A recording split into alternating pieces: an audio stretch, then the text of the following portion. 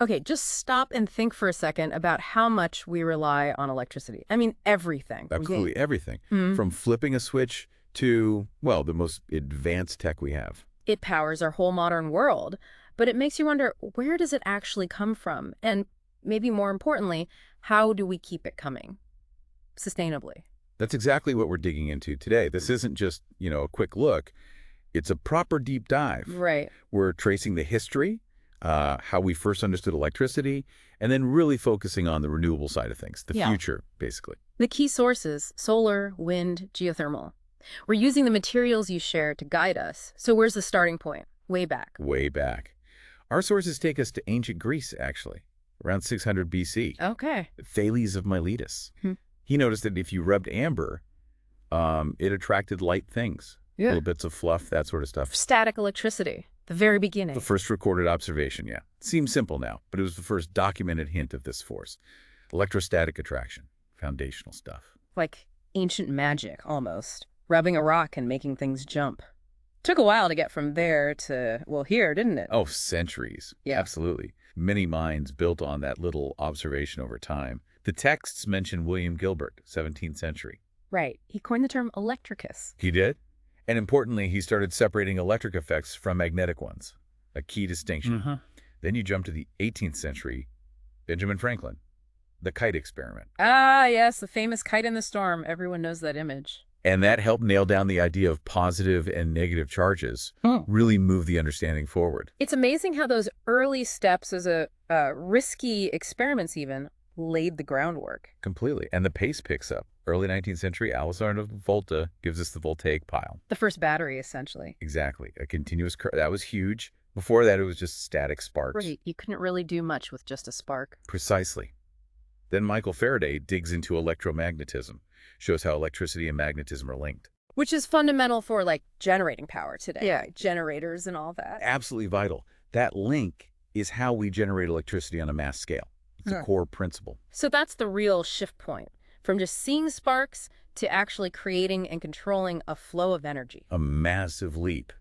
And the 19th century just kept rolling. The materials highlight the electric motor. Changed everything. Industry, transport. And the incandescent light bulb. Think about how that altered daily life. Night became usable time. A fundamentally different world. And then getting that power to people, AC current comes into play. Yes, alternating current, AC. The sources mention the whole Edison versus Tesla dynamic there. The war of the currents. Right. Yeah. But the establishment of the AC system was absolutely essential for distributing power efficiently over long distances. That's the grid we still rely on today, more or less. It's the backbone, yeah. An incredible journey from rubbing amber to powering cities. But as the sources you shared really stress, just having it isn't the end of the story. We need to think about the future, preserving it. And that's the critical point now. Electricity is indispensable. So ensuring we have it long term is, well, it's everything. And the key, according to these materials, is renewables. Exactly. Shifting to sources that don't run out. Solar, wind, and geothermal are the main ones discussed. Let's start with solar. How do we get power from the sun? Seems obvious, but... Well, at its heart, it's about capturing the sun's radiant energy, light and heat. Solar panels are the tech we use. Okay. And as the texts show, this wasn't one invention. It was step by step by step, a whole evolution. Can you walk us through some of those key moments? Sure. Edmund Becquerel, back in the 19th century, discovers the photovoltaic effect. Photovoltaic effect. Okay, what's that? That's the core thing. It's when certain materials, if you shine light on them, they generate an electric voltage. Directly. Wow. Light makes electricity directly. Then Charles Fritz actually builds the first working solar cell. Not very efficient, but it worked. A proof of concept. It's exactly. Later, Albert Einstein actually explained the science behind it, the photoelectric effect.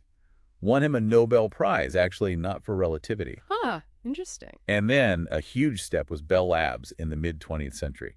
They developed the first really efficient silicon solar cell. That kind of kicked off the modern era of solar power. So it took that combination, the initial discovery, the scientific explanation, and then the engineering breakthrough for efficiency. A real collaborative effort over decades. And that photovoltaic effect, can you simplify how it works? Light hits the panel and what? Basically, yeah. Think of light as tiny packets of energy, photons. They hit the special material in the panel, Like silicon. often silicon, yes. And when a photon hits, it can knock an electron loose from an atom in the material. Okay. If you get enough electrons moving in the same direction, well, that's an electric current. The panel is designed to collect that current. So light energy literally bumps electrons into becoming electrical energy. That's a good way to put it. Direct conversion. And the potential, as your materials strongly suggest, is enormous for a sustainable future. It definitely feels like a cornerstone technology. Okay, let's shift gears. Wind energy, another big one. How do we grab power from the breeze? Wind energy is all about kinetic energy, the energy of movement. Moving air, the wind, has kinetic energy. Right. Wind turbines, those big structures we see, are designed to capture that energy. The wind pushes the blades, makes them spin. And that spinning motion gets turned into electricity. Exactly. The spinning blades turn a shaft, which connects to a generator, and the generator produces electricity. Much like how other power plants work, but the energy source is wind, not burning fuel. We see them everywhere now. It's a fast-growing sector. It really is. Yeah. And like solar, harnessing wind isn't new.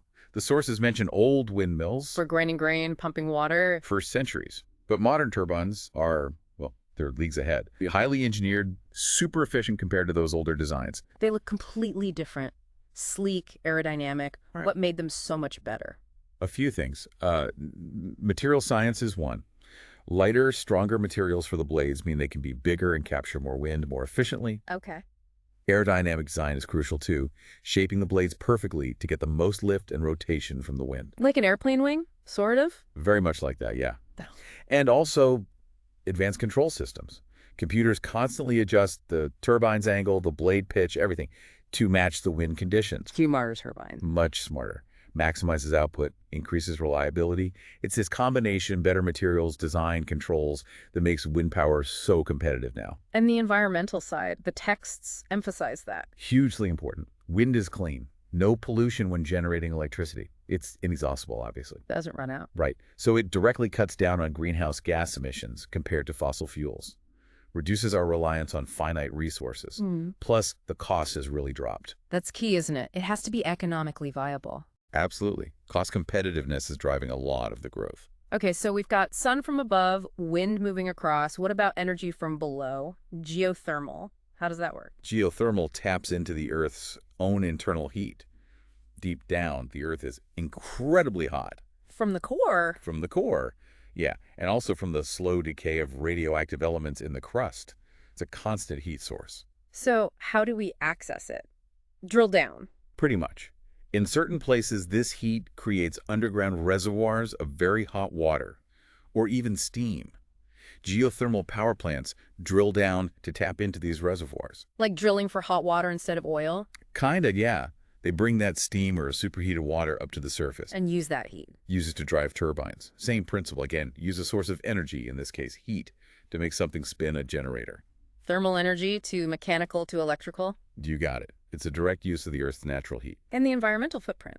The source material made an interesting comparison. It did. Compared to fossil fuels, geothermal's greenhouse gas emissions are much, much lower. Very clean. Okay. The source is also compared to nuclear power. Both are low emission compared to fossil fuels. Right. But the key difference highlighted is that geothermal doesn't produce radioactive waste. Nuclear power does, and managing that waste is a significant long-term challenge. So geothermal avoids that specific issue. That makes it quite appealing. It's definitely presented as a compelling alternative for those reasons. Yeah. A steady, reliable, clean power source where the geology is right. Right. It needs the right conditions underground. Exactly. Not everywhere is suitable, but where it is, it's a great resource. So pulling it all together, solar, wind, geothermal, these seem absolutely crucial based on your sources. They really are presented as essential pillars for a sustainable energy future.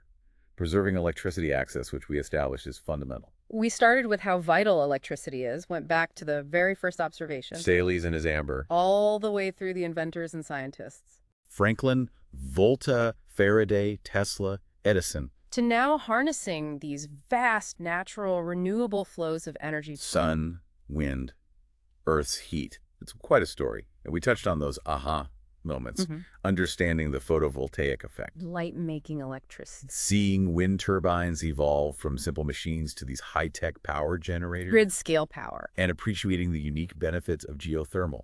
tapping that heat beneath our feet. It really puts our current energy transition into perspective.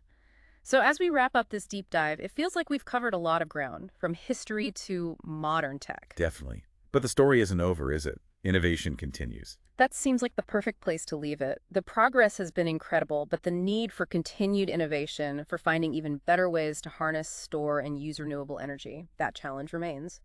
What do you think the next major breakthrough might look like? What advances are still out there, waiting to be discovered or perfected? Something to ponder.